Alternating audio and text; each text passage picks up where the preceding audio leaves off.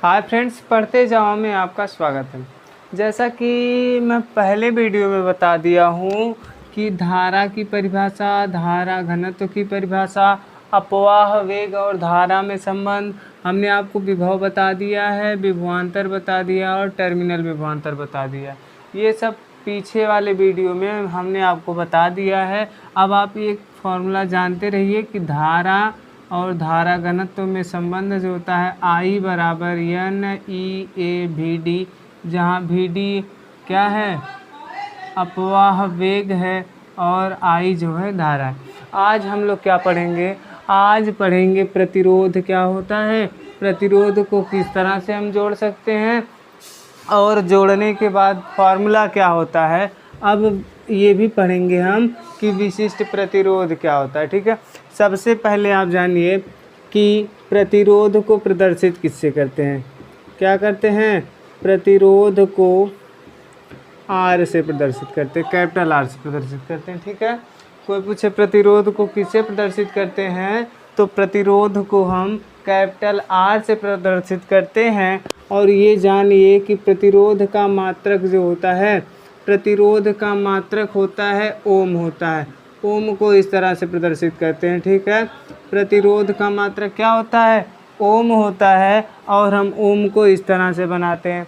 यहाँ तक आपको समझ में आ गया होगा कि प्रतिरोध को हम R से प्रदर्शित करते हैं और प्रतिरोध का मात्रक ओम होता है।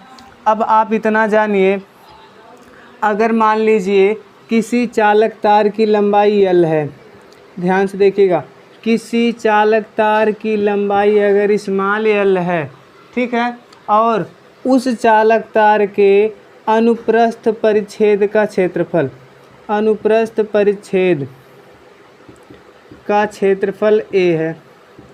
ठीक है, मान लीजिए कोई चालक तार है, क्या है, मान लीजिए कोई चालक तार है और इसकी जो लंबाई है वो L है, इसकी लंबाई क्या है, L है, और इसके अनुप्रस्थ का क्षेत्रफल A है। तब जो तार का प्रतिरोध होगा, जो तार का प्रतिरोध होगा वो अनुक्रमानुपाती होगा, किसके? लंबाई के अनुक्रमानुपाती होगा। अनुक्रमानुपाती का मतलब होता है अगर आप एक चीज़ को बढ़ा रहे हो, अगर R का मान ज़्यादा होगा तो लंबाई का मान भी क्या होगा, R को बढ़ा रहे हो तो लंबाई भी बढ़ेगी। इसका मतलब तार का मान जितना ज़्यादा होगा प्रतिरोध का मान भी उतना ज़्यादा होगा। ठीक है, अब दूसरी चीज़ जानिए, क्या आपने पढ़ा कि तार की लंबाई जितनी अधिक होगी हमारा प्रतिरोध उतना ही अधिक होगा। उसी तरह से अगर तार का क्षेत्रफल कम होगा तो इसमें उल्टा होगा, व्युत्क्रमानुपाती। यहाँ पे R व्युत्क्रमानुपाती है क्षेत्रफल के। अनुक्रमानुपाती का मतलब होता है एक चीज़ बढ़ेगी तो दूसरी चीज़ भी बढ़ेगी, लेकिन व्युत्क्रमानुपाती का मतलब क्या है, अगर आप एक चीज़ को बढ़ा रहे हो तो कन्फर्म है दूसरी चीज़ घटेगी।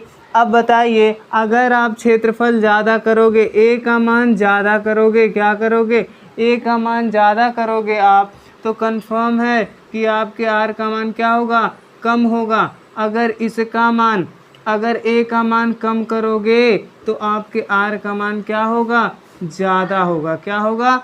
ज़्यादा होगा। आप यहाँ तक समझ में आ गया होगा कि अगर तार की लंबाई जितनी ज़्यादा होगी प्रतिरोध उतना ही अधिक होगा, और तार का क्षेत्रफल जितना, अगर मान लीजिए कम होगा क्षेत्रफल तो प्रतिरोध क्या होगा, ज़्यादा होगा। अगर क्षेत्रफल ज़्यादा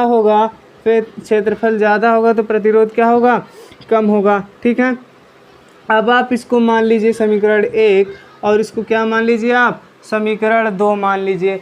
अब ध्यान से देखिए, आप जब एक को समीकरण 1 मान लिए और दूसरे को समीकरण 2 मान लिए, आप दोनों चीज़ को मिलाओगे, R प्रोपोर्शनल टू L/A बनेगा। ध्यान से देखिए, जब ये चिन्ह हटाते हैं, जब प्रोपोर्शनल का चिन्ह हटाते हैं तो कोई एक कांस्टेंट आता है। क्या आता है? जब प्रोपोर्शनल का चिन्ह हटाते हैं तो कोई एक कांस्टेंट आता है A। अब ये जो कांस्टेंट आया है ये है रो, इसे क्या पढ़ते हैं, रो, और इसे कहते हैं विशिष्ट प्रतिरोध। क्या कहते हैं इसे? विशिष्ट प्रतिरोध। क्या कहते हैं? विशिष्ट प्रतिरोध कहते हैं। आपको यहाँ तक समझ में आ गया होगा कि जब कोई चालक तार है, अगर चालक तार की लंबाई ज़्यादा होगी, अगर चालक तार की लंबाई ज़्यादा होगी, प्रतिरोध का मान भी ज़्यादा होगा। अगर क्षेत्रफल को लेके चलें, अगर क्षेत्रफल का मान अगर आप बढ़ा रहे हो तो प्रतिरोध का मान क्या होगा? घटेगा। क्या होगा?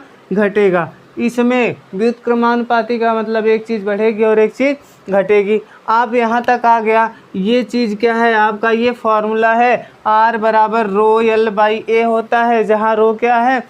विशिष्ट प्रतिरोध है।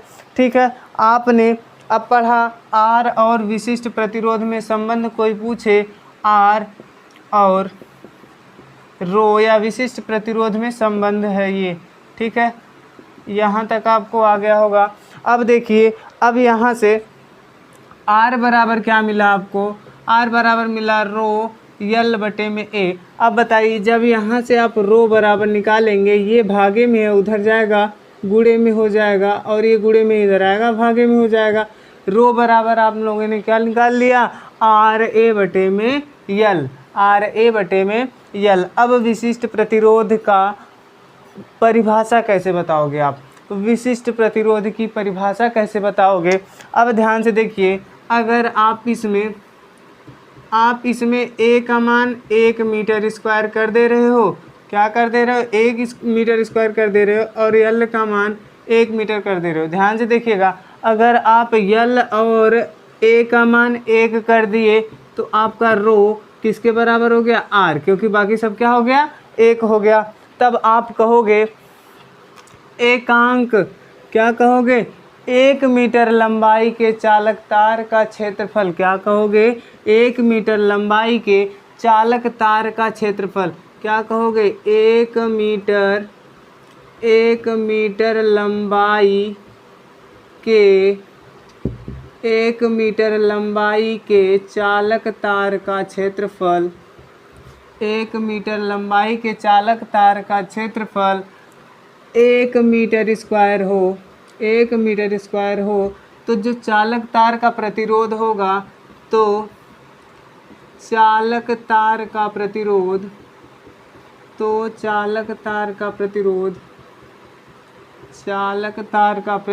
क्या कहलाएगा? विशिष्ट प्रतिरोध, यानी कि रो कहलाएगा। ठीक है, अगर आप लंबाई का मान 1 कर दे रहे हो और क्षेत्रफल का मान 1 कर दे रहे हो, तो चालक तार का प्रतिरोध क्या कहलाएगा? विशिष्ट प्रतिरोध कहलाएगा। ठीक है, अब देखिए, आप प्रतिरोध को जोड़ कैसे सकते हो? एक होता है श्रेणी क्रम में प्रतिरोध को जोड़ना, और दूसरा क्या होता है? समांतर क्रम में प्रतिरोध को जोड़ना। ठीक है, श्रेणी क्रम में प्रतिरोध को जोड़ोगे, अगर 2 प्रतिरोध हैं तो R1 प्लस R2 हो जाता है। समांतर क्रम में जोड़ोगे तो 1/R बराबर 1/R1 प्लस 1/R2 हो जाता है। अगर वीडियो अच्छी लगी हो आपको तो चैनल को सब्सक्राइब कर लीजिए और ये वीडियो ज़्यादा से ज़्यादा तक शेयर कर दीजिए।